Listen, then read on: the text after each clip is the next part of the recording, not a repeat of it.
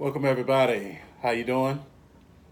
I'm your humble host, the Fantasy Typhoon, aka the Mentalist, aka your favorite analyst. Favorite analyst. Welcome to Typhoons TV. Come on in. Come on in. Sit down. How you doing? Come in. Sit down. Have a seat. Have a seat with Typhoon. Give me a couple of minutes here. I'll be brief. Just going over some things, a snapshot of what happened in week one of the NFL is back. Fantasy teams are dominating and doing what you need them to do. Some of our recommendations, well, most of our recommendations, we're giddy right now. We're happy. We're confident. But, it's a full 16 weeks. We do a little DFS here. Not too much, but we mainly cater to your dynasty keepers, best ball, year-round leagues, seasonal leagues, things of that nature. Once again, I'm the Fantasy Typhoon. Google or Bing, the Fantasy Typhoon. Hit enter, and that would be my whole page, my footprint on the industry, places I've been. Worked with some heavy hitter sites, and I'm on a solo project, Typhoons TV. Just kind of testing the water, seeing how things are, with Typhoons TV. Let's see what we got here. Thank you for your support. Once again, what I'm here to do is just make recommendations for you, give you the pros and the cons, kind of let you weigh the ideas. Some can say, "Hey, Typhoon, I rock with you, man. I like that. I'm rocking with you." Some might say, "Hey, Typhoon, man, you are a complete idiot." That's fine too. I'm just here to give you information. Hopefully, I'm giving you information that the mainstreams are missing out on. Digging a little deeper, to keep you dominating your leagues. Because, like I say, we don't want you to have mediocre players or regular players, that the fantasy community is already aware of. We try to stay ahead of the curve. We want you dominating. We want you, when it's time to go to the waiver wire and get Marquise Brown, we already want him on your roster. That's what we're looking for. And another thing we're looking for our dynasty owners, like waivers are coming, Marquise Brown in your redraft leagues or in your auctions, he should already be on your squad. He should already be there. In your dynasty leagues, he should already be there. But as far as the dynasty twist, now we want you in that, what we call the two-way go. When you have a player like Marquise Brown, went off, had a good. I'll explain his week one. Temper your expectations on him, but I'll explain his week one.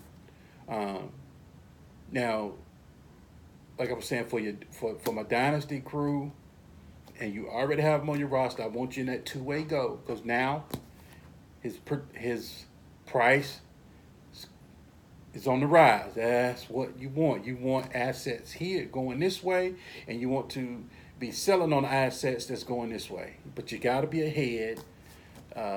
So you should have already bought in at the 1.9 or the 2.2. I've seen them going in 2.2 in Dynasty League. We were like, boy, they are missing it. Now, if you were doing a redraft, if you're doing a rookie draft now, Marquise Brown is going high in your rounds. But don't overreact or underreact. It's just a simple fact you have him on your roster now. You're in a two-way go, and what that means is he's a rising asset. So now you're in control. You can either sell for higher than what you bought, gain and get ready for this next draft, or you can hold and continue to see how it plays out. And I'll tell you how to play out in a minute. And you can continue to, take the ride a little bit more before you get out. These players, dynasty football is stocks. You have to have the stock mentality. You have to have that stockbroker's mentality. So I'll just go over some few things, get in and out. Hopefully I'll come back to you sometime this week. Hopefully on Thursday. I don't know. Hopefully I can get back to you Thursday after I have a deep dive, a little bit more into what happened during the week and a little bit more analysis on the players when I come out of the lab with with my completed synopsis, then I can start giving you a little bit more in depth. This is kind of like just glossing, across the surface, and then hopefully Thursday we can come back with a deep dive and give you a little bit on Thursday night football, which is the Carolina Panthers and Tampa Bay Bucks. Typhoon, what did you learn this week? We already told you the game is gravitating toward that smaller player who's a little quicker, faster player. And we all know the rules are changing towards the offense. They're skewed toward the offense. They want more explosive plays. And that's pretty much what week one was explosive play week. Deep ball was in full effect. You can buy into it or not, but that's where the NFL is going, to these short, fast, 4-3 wide receivers with deep ball skills. That's where we're going, and the fantasy comes along after the NFL makes its change and dictates what's happening. Then the fantasy community comes along. That's why we try to stay with this and be ahead before the fantasy curve hits. So in your third and fourth rounds of your rookie draft now, get that small, but he needs to be on the impactful. He needs to be on the impact. Well, basically all teams are doing it. Now they're just testing the rule. They're like, hey, just go deep. We're going to throw it and see if we get a flag. You might catch it, like Will Fuller. Will Fuller caught his 54-yard bomb. But Will Fuller isn't ready yet. It's coming. Will Fuller's going to be a wide receiver too, but you have to wait for Coach O'Brien to say, all right, I trust his Achilles now. He's out of harm's way. Got a couple of reps under his belt, got some live game action. Now I'm ready to put him to work. And it's coming. He's a deep ball specialist. But let's just look at some of the deep ball. I just pulled out a couple. Like I said, I'm not doing a deep dive. I'm just standing on the surface right now, so bear with me. D-Jax, deep ball. Marquise Hollywood Brown, we told you about deep ball. DJ Chark, deep ball. Terry McLaurin, Washington Redskins, deep ball. And in that order. D-Jax first because he's the seasoned vet at the deep ball. He's with Philly. Carson Wentz can throw the deep ball. They got you got to worry about Alshon Jeffrey. You got to worry about Ertz. You got to worry about, I talk about Miles Sanders getting the start a little bit later. You got to worry about Miles Sanders in the backfield. It's a bevy of weapons you got to worry about, which makes the deep ball work. First of all, you got to have the quarterback. You got to have the quarterback wide receiver combination first. Quarterback has to trust you. Trust that deep ball to you first. So they have the connection. And can the quarterback throw the deep ball? Wentz can throw the deep ball. Jackson can throw the deep ball. I talk about the new quarterback, Gardner Minshew in Jaguars, Superflex. That's a pickup. You better get him. And Terry McLaurin with whatever his name is. I keep forgetting that guy's name. Begin with a C. Case Keenum. So now, like I was saying, in order, if we told you about D-Jax later in your deep later rounds, a couple of Typhoons TVs ago, that he was one of those late round gems that you pick up because of the deep ball. D-Jax has been a deep ball specialist his whole career. Basically, when he was with Winston, Winston just couldn't get it to him. Fitzmagic came in and got it to him a little bit, and then he became fantasy relevant. Once Jameis took back over, he was like, man, get me out of here. I got to go. Please, let me go, Bruce. Bruce was like, come on, man, stay. He was like, look, he told you publicly. He was serious about it. Winston can't get me the ball. So Marquise Brown, should I get into him now or later? I'll go ahead and do it now.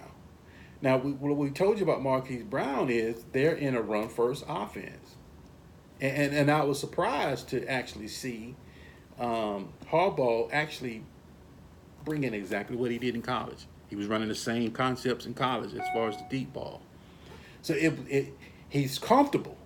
Then you got Jackson back there. Now, mind you, For the deep ball to work, it's just not the player and the quarterback. It's the offensive coordinator and the coach to have confidence in it. But it's all 11 guys on the field. Got to play their part. The wide receivers got to run their routes to clear it. The offensive line has got to do a deep pass protect for the 7-step drop. They got to hold their blocks longer to let it develop. Then you got to have the quarterback to actually do it. Then you got to have the wide receiver to complete it. So there's a lot of parts that goes into a successful deep ball, and it's fluky. You might start Marquise Brown next week, and he might not do it. But what I'm saying about Marquise Brown is they didn't bring him there just for the deep ball. That's what I'm trying to get you to see. They're looking at it now like, okay, all right, he handled what little bit we gave him. Like a champ. So now they're going to start. So basically he was doing routes 7, 8, 9. Look at Hollywood Brown, 7, 8, 9. Route 7, 8, 9. 7, 8, 9. You see the theme, 7, 8, 9. So what they're trying to do is get him acclimated to the corner, the post, and the go. They want him to master that. Master that, and then we're going to start working our way down the tree, and we're going to do a couple of zero routes, your wide receiver screens and your bubbles. You're going to start seeing that implemented. Then next thing you know, he's going to start doing a couple of slants. You're going to see his plate getting bigger. This is why Marquise Brown is such a buy. It's because he hasn't even begun yet. And then he's going to grow as Lamar Jackson, a young quarterback, and a good organization that drafts offensive linemen and players to keep that deep ball intact. So you got that behind you. Then you got a player who's about to grow with his quarterback. Then you're looking at 11 targets a game, because that's what he's there to do. That's what they drafted him for. That's what they foresee. And watch 7, 8, 9, 7, 8, 9. Then next week, couple of wide receiver screens. Just throw it right to him right quick. You let him kind of do what he wants to do. Then a couple of hike, and then how they just do it like that. You hike the ball, and then he just go, and the wide receiver takes it and runs it, which is your jet sweeps. You're gonna start seeing the jet sweeps and the wide receiver screens next. Then after that, probably about week 4, you start seeing some slants, some curls, and some comebacks, and a couple of pivots. And it's a wrap, because once that happens, now you've already in fear. Defensive coordinators are already in fear of his deep ball. So now he's going to build on it. That's why we recommend Hollywood Brown. He's going to be a top 10 wide receiver for years to come. You're just getting in on the ground floor.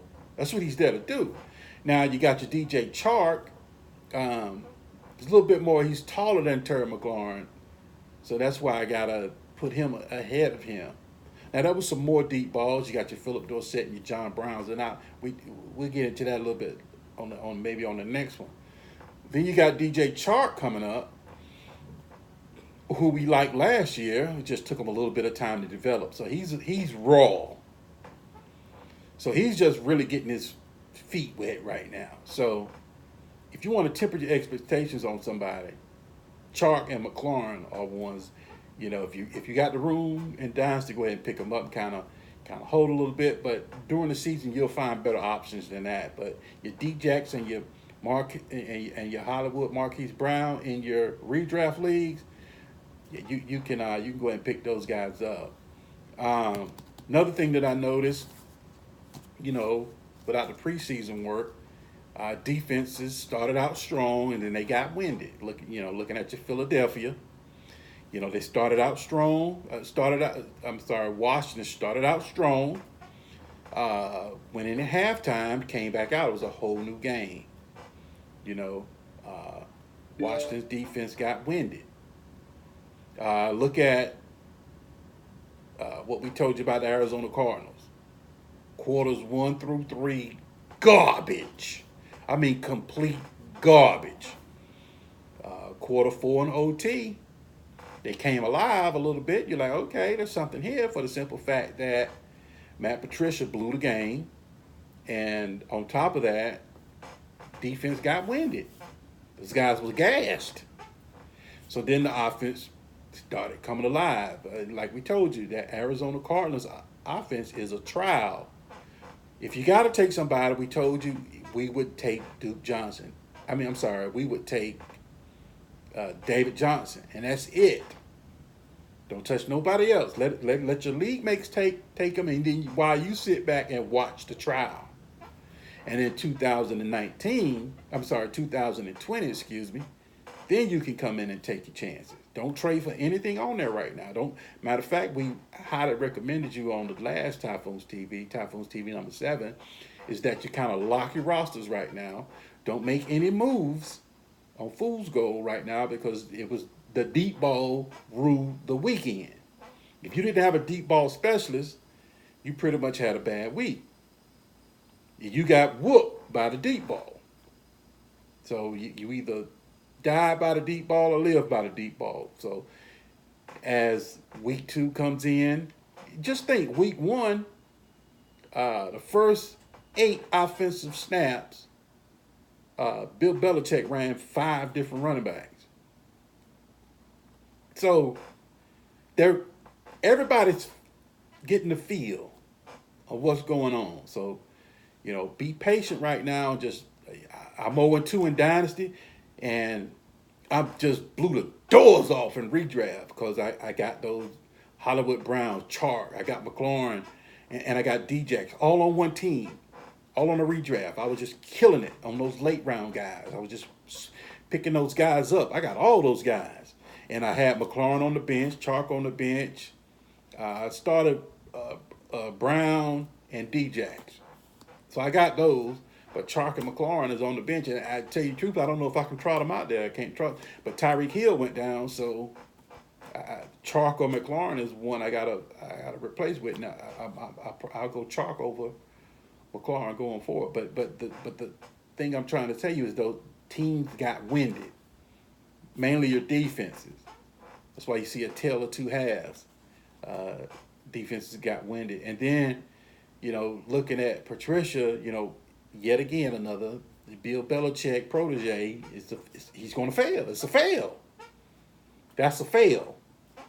If I was the GM and a Bill Belichick protege walked in the door and I'm interviewing you and I'm asking you, what do you plan on doing with my offense? And you bring up, I may be planning on implementing, hey, sir, what do you plan on bringing to the offense? What will you do different now as a head coach to make my organization, flourish? Well, Mr. Typhoon, what I plan to do is implement the Patriot way, bring some of those concepts that I've learned from Bill Belichick to your organization. My response would be are you bringing Belichick? Well, no, Mr. Typhoon. We're bringing concepts that have tried and true from Belichick. I'll sit back for a minute. Okay. Are you bringing Belichick? Well, yeah. Once again, are you bringing Belichick? Because if you're not bringing Belichick, I don't want his way in my building. I want your way. That's what's happening with these coaches. They're trying to be Belichick on different teams, but only Belichick is Belichick. If you bring in a Belichick way, then I want Belichick to do it. You see what I'm trying to say? I want the originator to do it. I don't want copycats or clones. I want you to, if you said I'm bringing a Patricia way, or what's the guy down in Miami? Oh, yeah, Hollywood Brown, Miami defense is just garbage. So temper that. But he is a master of the deep ball, and they are running the same Oklahoma concepts as the deep ball. So he's comfortable right now. So, yes, I expect a couple of deep ball shots against Arizona because they're going to do the run. They're going to run the ball, and then here comes that play action. One-on-one. Here it comes. Brown's going to get you. But anyway, you gotta bring your coaching style to the table. You can't come in doing somebody else's style. You didn't originate it, so it's not you. So that's an automatic fail, trying to be somebody else. I've learned that in my life. I tried to mimic when I was younger, looking at my older brother and his friends. I'm trying to follow in their footsteps. It was an epic fail. I had to learn to be Typhoon. But anyway, another thing, exercise I recommend you to do right now, or before you start making trades, get to know who your roster is. And I'm talking to dynasty folks now. Learn your players. Put that grade on him. If he's a blue chip, put the blue on him. If he's a red, if he's that kind of teal color, red, a starter, then you put that label on him. If he's red, then you put that label on him. If he's a purple player, a fringe starter, then you put that label on him. If he's hurt, put him in black. Put the injury label on him. If he's a rookie, put him in green. He's on a trial. If he's under par, put an orange on him. And then you're trading all your orange first. The first trade wave should be getting rid of all the orange. After week 4, week 5, your number one goal is get all our orange players out of the building. Get picks, anything. I don't care what you get. They just gotta go. Because you're tying up your roster. You need that space to start your waiver wires, start building for the future. Right now, in my dynasty league, my roster is stuck. I don't know who they are yet, so I can't drop anybody right now. I'm gonna come up with the waiver wire in my next segment. I go through some guys that are gonna hit the waiver wire that are gonna be solid pickups, like your Gardner Minshew. I'll just go in the waiver wire now, man. Hold on. Well, no, you got to finish the roster. But what I want to say, yes, know who your players are first. Don't just trade them. Well, he didn't show up week 1, move him out the building. But I do tell you one move I'm making in all my dynasty leagues. I've made my mind up. So when I start moving these folks, I'm getting capital to make a move. I'm getting Patrick Mahomes. I'm going to own him in every dynasty league. He's a building block now. He's a guy. You having him on your roster gives you the edge. The guy. I'll talk to him about him a little bit later. But Patrick Mahomes is a building block. He's a blue chip. That way, and especially if you start one QB in your dynasty leagues, go ahead and I would highly recommend go ahead and then now you can put the quarterback position to bed. Now you can start making moves around that, filling the other roster spots in, because all right, I'm set at quarterback. So every rookie draft come up, everybody running around looking for a quarterback. You don't miss me with that. I can take that capital now and go other avenues. I'm set at quarterback for a while. So kind of look at that, and then kind of ask yourself when you're looking at your roster, what is that player's God-given talent that separates him from the players in his position? What you mean, Typhoon? All right, looking at Devin Singletary. What did God give him? What is that where he just wakes up out the bed, God just overflowed him of something that he can do that not many other running backs in the league can do, and it's his instincts. Did you watch his carries against the Jets? Guy's going to be a starter. Pass pro was in form. Pass catching, he's getting ready to be the starter. So if you drafted Devin Singletary, you got an RB. Remember we said he was going to come in as a flex. He flexed you out week 1. He's already in the starter role now. He RB2 him up. Especially if you did the zero running back theory and you got Devin Singletary late, boom, you hit. Start him. He's startable now. What's his God-given talent? Is instincts. God didn't bless him with zigzag and in and out of breaks. God didn't bless him with 40 time.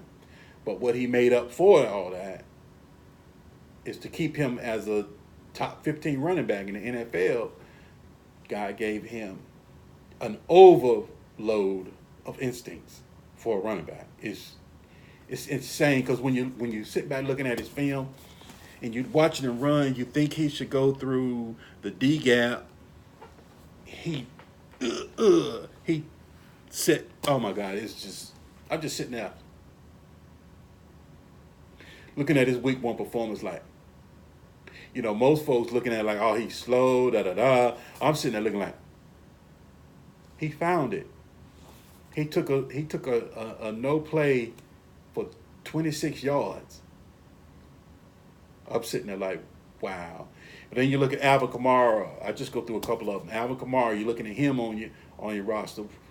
What's his God-given talent? Is his balance, man. Dude's a weeble wobble. He will not go down. So, kind of go through your roster and kind of pull out. If you can't really pull out a God-given talent that separates them from the rest of the pack, then kind of, okay, let me monitor this guy and because those guys hit their ceiling. You want guys on the rise. You selling those guys that's coming down. So that's an exercise you should do. Now I'm doing to a segment called "You Should Know." You might not know, but you should know. This will be quick. George Kittle, 2 TDs, called back. So you're looking at his performance. He had 2 TDs on the board, but for holding or legal formation or whatever reason, they were called back. 2. Cameron Brate, 2 TDs, called back. So that could have changed your outlook on Brate. You had 2 on the board, took them back. Mozart, I'll talk about him in a minute as an absolute must-have pickup. Mozart had a TD on the board, took it back. Damian Williams, there you boy, Kansas City Chiefs, had a touchdown.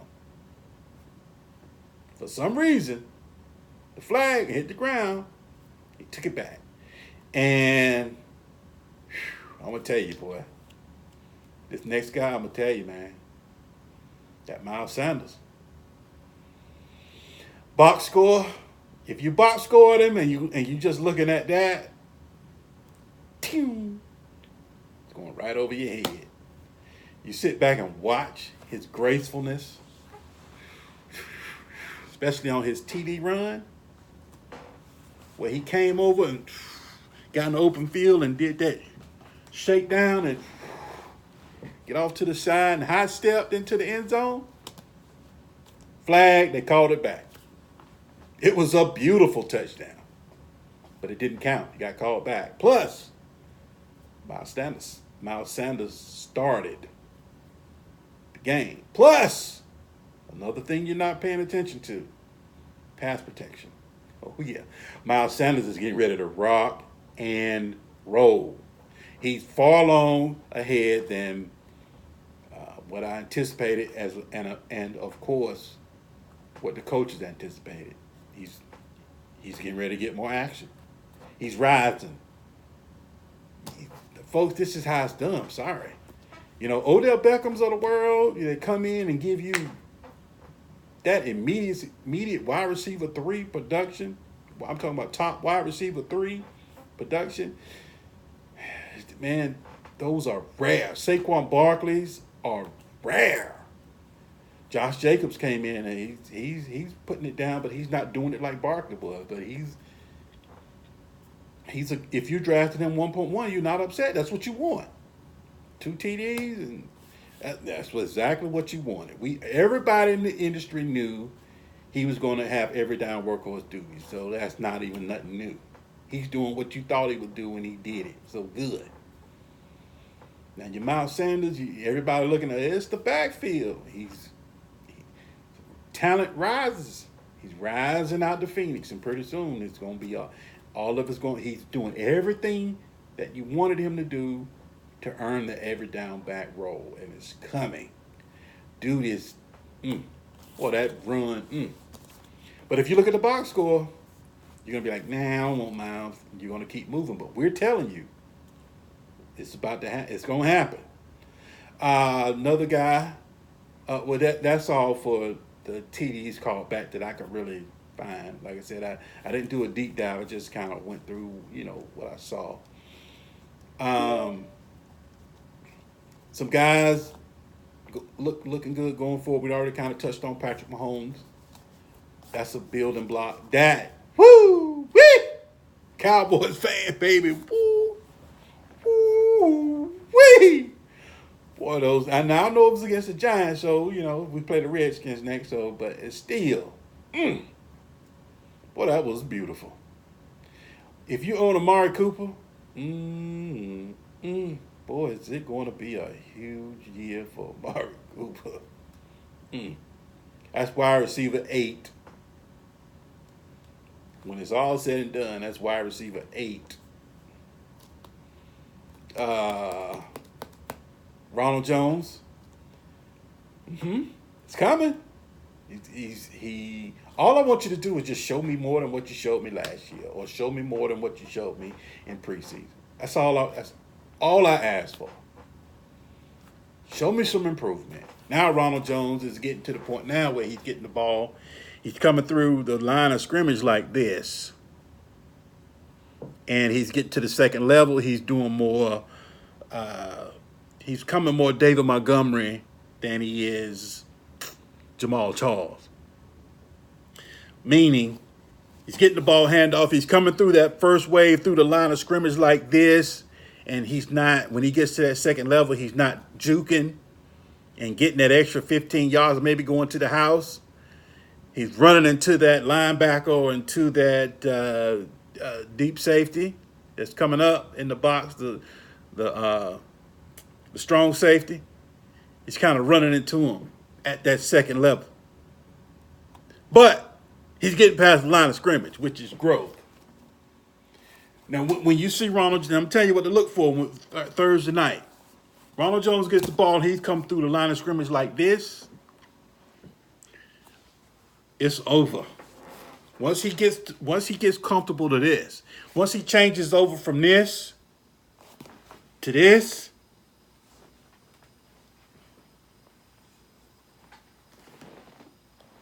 and he did it on one play when he caught the ball out the backfield and he went down the line and went down the sideline and kind of kept himself from falling and did that spin and then dived for the end zone. I'm like, uh-oh. It's in there.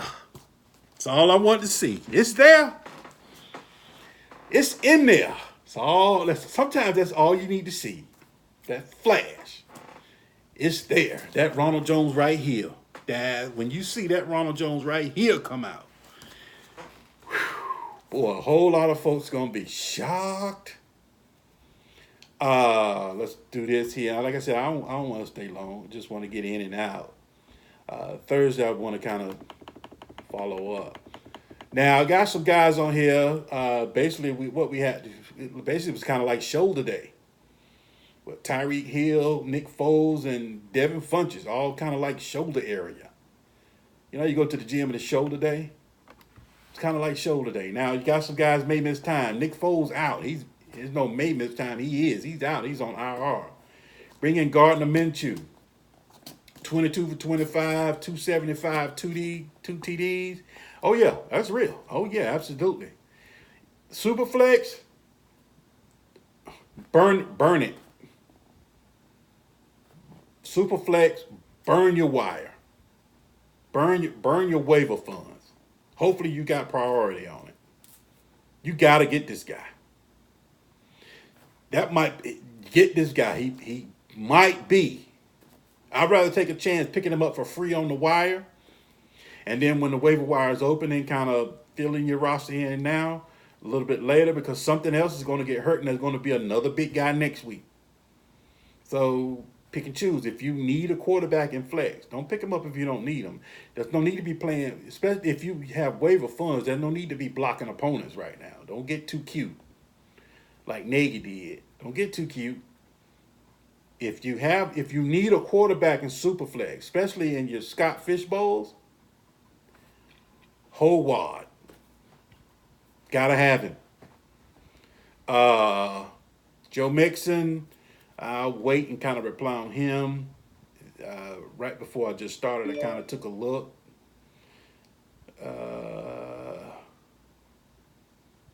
Yeah, he might not even miss. Devin Funches going to miss time. Deion Kane, that's your replacement. We've been kind of telling you about him on Typhoons TV 1, especially in your dynasty leagues if you have him. It would be a whole lot sexier if Andrew Luck was in the, was the captain, but all we need him to do, all we told you about our analysts on Deion Kane is we just need him to get an opportunity to hit the field. Here it is. Once the man hits the field, it's over. So sometimes you got players that just want to hit the field. Then when he hits the field, then we evaluate him for future progress. But as of right now, if you picked him up off the waiver wire for free, you're about to be rewarded. Tevin Coleman is going to miss some time. So that means Matt Breida is automatically RB1 for the team, and then Raheem Mostert is RB2 for the team. Now, if you did zero running back theory, and you got Devin Singletary, you were lucky enough to get him, you can start him, and then right beside that, pick up Raheem Mostert. Is very valuable to you. He's valuable to you. Remember, and now if you were just in waiver wire by random order, then it is what it is. But if you're in waiver wire funds where you got to spend money for these guys, some allotment, if you zero running back and you need him, get him. Because there are going to be injuries in and out of that backfield. Mostert is a huge add. He can run, he can pass pro, he can catch. You get a part of that Shanahan backfield. And we all know Breida, he's brittle. Pretty soon, Raheem Mostert might have this thing all to himself. So if you need him, get him. If you need a running back, go ahead. I don't even know how to tell folks how to use the waiver funds. I'm really not too good with that, because if I see something and I need it, and it's the first week, I get it. I'll play the first come first serve for the rest of the year. I'm fine with that. If I need a guy, and I might not get but a couple of games out of him, but if I need those games, and I get me kind of like what Bill O'Brien did. Spending it all because we want to win now. Boy, was that a good game or what? Woo! Saints, Texans, boy, that was a game. Texans surprised me. Them boys came to play. Now you look at it, now you're like, okay, O'Brien, you sit there and watch Tunsil go to work, and you watch Steels go to work. Okay, I'm fine with the deal now. They what you needed. So, okay, all right, I'm good with it. If the trade, as long as the trade works, sometimes you got to give up something to get what you want for your team to work. Take that philosophy in your fantasy draft. Patrick Mahomes, man. You might got to pay that little extra just to get it. But once you got him, you got him. If I was coming in on an orphan, that would be my first trade, would be to get Patrick, bring him in the building. Boom, quarterback set. I'm good now. Now I can kind of fill in whatever I need to do. Now I'm set at quarterback, especially if it's one quarterback. But anyway, let's keep moving. But yeah, Mostert, if you need a running back, if you don't need a running back, you just kind of just picking something up, I would kind of chill for a minute. Let's let something else show up. Darius Geis may miss some time. Of course, if you're in Dynasty, I would all out go for him. Make a play. See see if I can get a buy low window because I'm pretty sure your owner is sick and tired of guys. Just think they drafted him at like 1.3. Then had the eye on him the whole year. Then he comes in, he really hadn't shown what he can do yet, but Gruden has already said and showed you that's his bell cow. Well, not bell cow because you got Chris Thompson back there. But he's going to be the guy that's going to be used. He's going to be used heavily. If it's a bell cow's here, then he's here. He's not a bell cow, but he's going to be used. So they've already showed you what they think of him. It's just injury is in the way from this coming to fruition. So now all you had to do is now you're going against, extenuating circumstances that you can't control. You can't control injury. You just know that you got guys, and you just know you got a player that when he's healthy, he's going to be a starter for your team. That's all you need to know. You can hold that. You can hold somebody that you know. All right, he's sitting on your bench now. All right, but that's a starter. All right, I'll hold. I don't mind holding something like that. I got a top 20 running back that I'm holding. All right, I'll hold that. Top 15, I'll hold you. Hopefully you get healthy. Now, Chris Thompson is the pickup. They deactivated Adrian Peterson first week. So now Adrian Peterson should be activated, but redraft, I would start pushing out offers for him. And if you own him, do not trade him. You have an asset at your hands, unless you can, until sit back, kind of get a little bit more on the injury and see how long he'll be out, because right now it's a question mark. Tyreek Hill missed some time. He just signed a contract. I got him out there right now. I'm just taking fillers on him, seeing what I can get. I'm not trading unless something knocks me over, but there are fillers out there.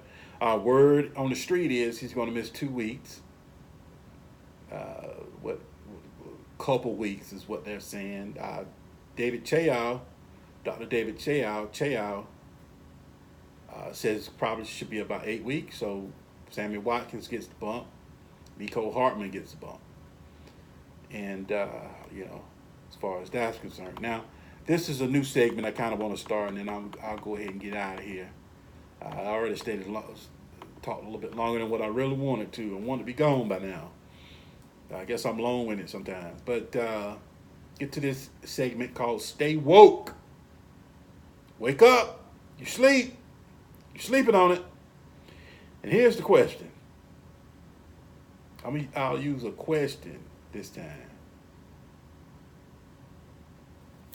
I was asked what to do with the Pittsburgh Steelers. I don't know. But it's a thin line between competing and rebuild. Now, mind you, the New England Patriots, that's a whole new defense. What you saw there, that's complete lockdown, has something to do with the Steelers, and it has something to do with the Patriots as well. The defense is ramped up, man. They might go 16. They might run the table. AB coming, they might run the table. Defense is stacked, ready to ball out. If they can stay healthy, they might run the table. Now, when it comes to the Pittsburgh Steelers, the question is, are they rebuilding or are they a contender? This might be a rebuild. They might just woke up and rebuild. They didn't play Big B in preseason. Dante Moncrief is not going to work. They won't let James Washington get burned. They won't up his workload, up his route tree. It's Deontay Thompson or whoever he is. He's not ready. Switzer, man. Folks, this is All right, I'll give it to week 4 before the hammer comes down. Right now the hammer's in the air. I'm leaning toward rebuild, but I can't. You know how the judge brings down his gavel, and when he brings down the gavel, whatever he said, he can't take it back. It's in the record. It's done. If he said you're going to jail and you stop him before the gavel come down, you still, hey, wait, you know, all right, I'll let you go. Boom, then gavel come down. So right now I'm before the gavel comes down, but boy, I'm thinking rebuild. And I know. Fantasy community tells you, hey, AB's gone, Lev Bell is gone. So what? Juju's a one. We keep right on moving.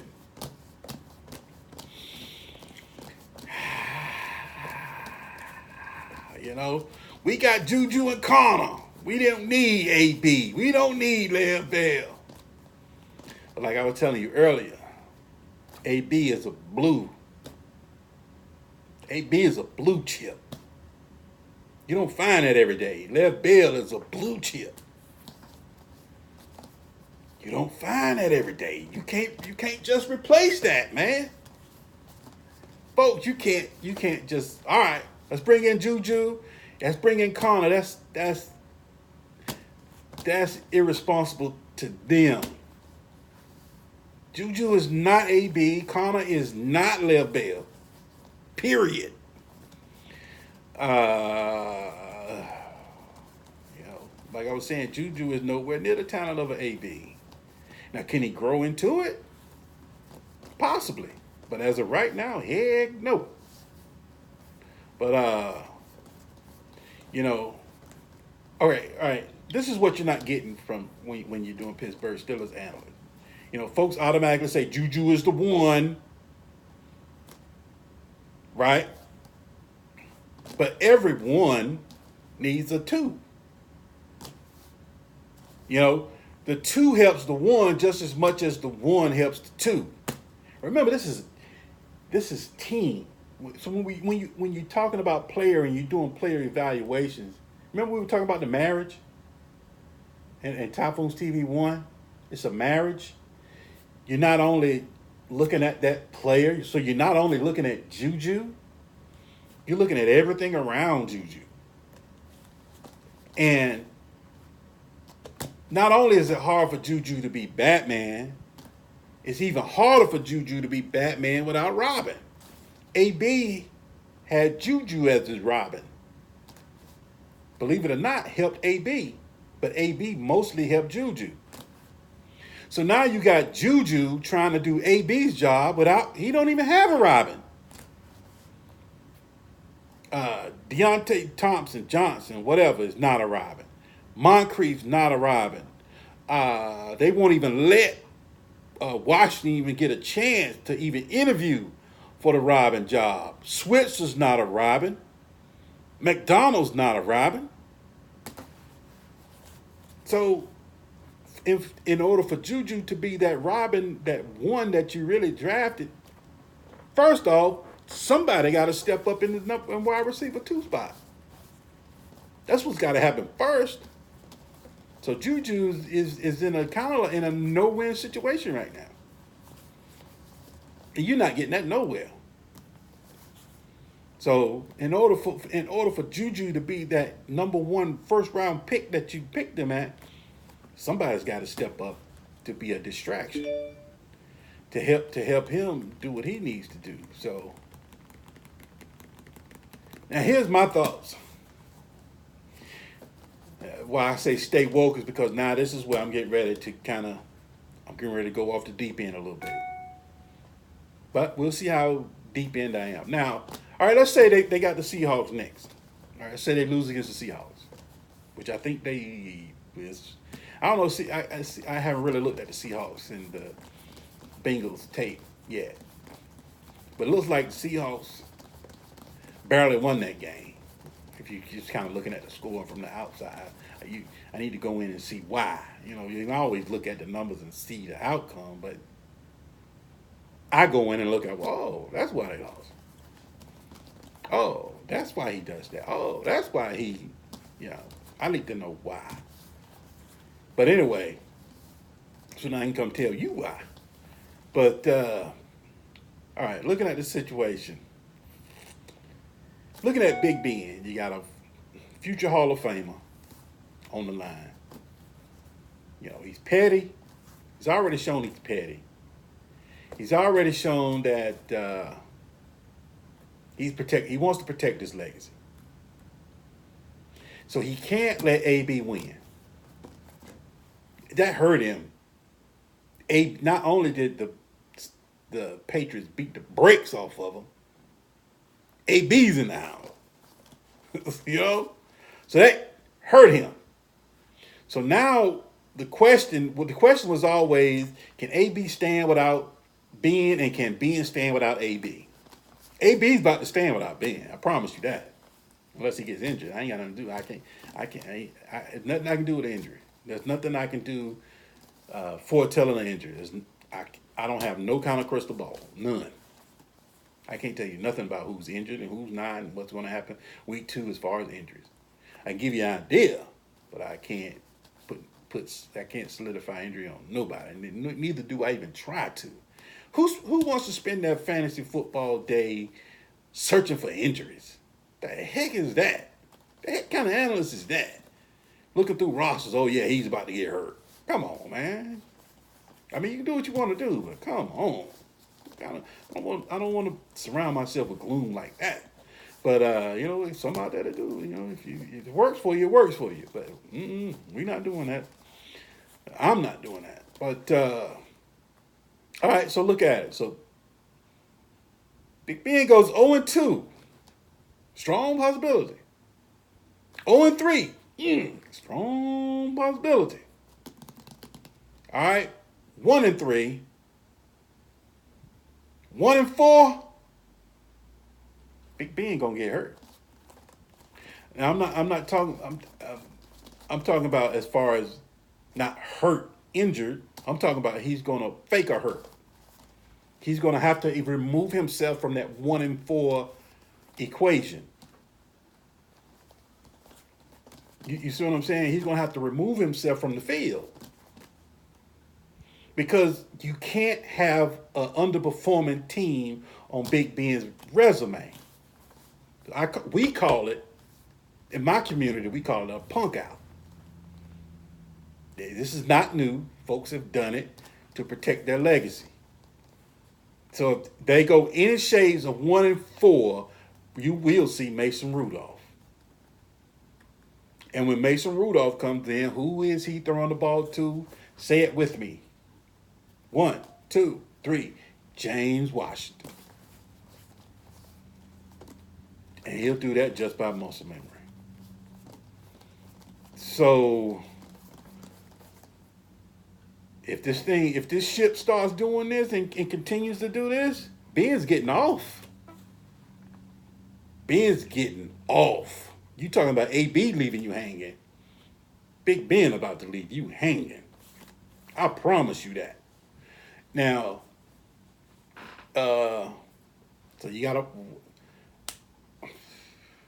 and then you're in rebuild for sure. Pittsburgh fans, boy, it does not look good. That game did not look good at all. For one, I'll say this and I'll move on from Stay Woke. You don't have what is your identity? Who are you? You know, Cowboys, all right, we're running the ball with Zeke. Even though they showed a little bit more passing, but at the end of the day, we are a run-first team. We're running the ball with Zeke. That's who we are. That's our identity. You know what I'm saying? Good teams have identities. They didn't even run Connor enough. You don't even know. They were throwing the ball, but Gilmore was all over Juju. Juju don't have any help to be a 1. It's not looking good, man. I'm not calling it yet. The gavel's right here. The gavel's not down.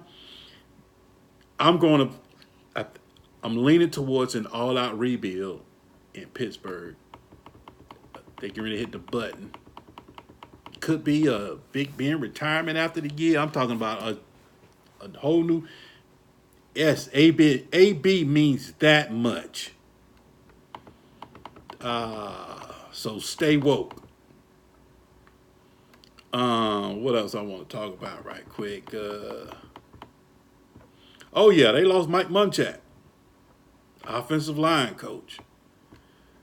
He's with the Denver Broncos now. That's huge.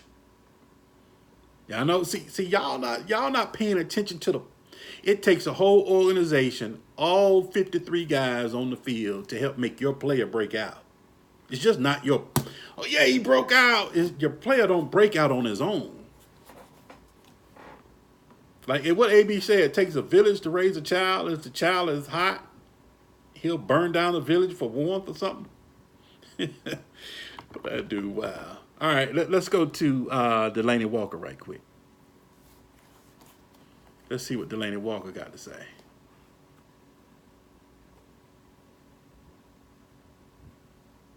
They were who we thought they were.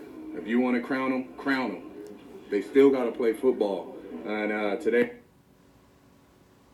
What he say? You want to crown them? Crown them. You know what I'm talking about, the Browns. And I got to eat crow on this. You want to crown them? Crown them. But at the end of the day, you got to play football. They don't play football. Dorsey's done his job. He bought the groceries. OBJ, Landry, Njoku, Chubb, Higgins, Taywan Taylor, Antonio Callaway on suspension. Way too many penalties. Coaching. Look good on paper. But you got to play. Coaching. It's kind of like your fantasy team, when you're the GM. You made all the off-season moves, and everything is looking good. But your opponent lined up. Let's say you made all your moves, you did all your research during the off season, and now it's come time to play week 1, and you lining up Devontae Adams, you lining up Julio Jones, and you got Corey Davis as your wide receiver 3, right? You did all your work, and you got value on all this and that, and you shooting out value like, yeah, look at this value I got. And you're ready to rock and roll, kind of like the Cleveland Browns. You put it together. Everything's together. All we got to do now is just play. And you set your lineup. Boom. And then a few minutes later, you see your opponent's lineup. Your opponent is lining up Deshaun Jackson. He's lining up DJ Chark, wide receiver for the Jacksonville Jaguars. And then you see Marquise Brown, rookie for the Baltimore Ravens, up against your Devontae Adams, your Julio Jones, and your Corey Davis. You sitting back laughing before Sunday at 1 o'clock. You like, yes, sir, buddy, look at all this value I got. I'm about to rule the day. I'm about to kill, just like Cleveland. We about to come in here, we getting ready to wipe the floor with the Titans. And you sitting back laughing, and you're feeling good, and you're looking good, and all this and that. And then the ball is hiked at 1 o'clock, and about 2:30, boy, you got your head down. You getting dusted. And D-Jax hadn't even begun yet, because he begun after halftime. You're looking down, you see DJ Chark, touchdown. 110 yards. He ain't finished. He not finished. Then you're looking at Marquise Brown. He already caught a long bomb. 43 for a touchdown. And then here come the 83 for a touchdown. You're like, oh, snap. D-Jax hadn't even hit you yet until after halftime. Then after 4 o'clock come around, Eastern Standard Time on Sunday, and you're sitting there looking, and you're like, oh, my God. My Devontae Adams, my Julio Jones, and my Corey Davis. By the way, Corey Davis gave you a goose. That's how the Browns are right now. Looks good on paper. But you got to play. And I'll say this and I'm gone. About an hour. I really don't try to go over an hour. I'm on an hour now. So I gotta cut it. I gotta cut it now. But in my dynasty leagues, I got busted. But in my redraft leagues, man, I set records. So that's the difference. You know, your Kerryon Johnson, Zeke, he got a touchdown. Then you got I got Tyler Boyd. I had Tyreek Hill. He went out. I started Will Fuller. Didn't really understand. See, it's kind of the filler week. You know, you just get in the field. So that's why we tell you to hold tight. Don't trade anybody just yet. Wait and let the market set. The market is skewed right now. You know, players that are down should be up. Your Devontae Adams and your Julio Jones are here. Your D-Jaxes and your DJ Charks are here. You know, it's going to settle back out. But some things when I was looking at Green Bay, it looks like they're trying to run a little bit of LaFleur is trying to take a little bit of McVay. It looks like he's trying to take a little bit of, what was that coach that they just fired? The coach that they just fired in Green Bay. They're keeping some of his elements. And they're meshing them. So it's going to be a minute on Green Bay. Give it about another 3 games before that kind of shakes itself out. LaFleur is bringing his offense and he's meshing it with Mike McCarthy to keep Rodgers happy, and he's catering to Rodgers. He's not putting in his full system. So, yeah, Devontae Adams, you gotta wait a minute.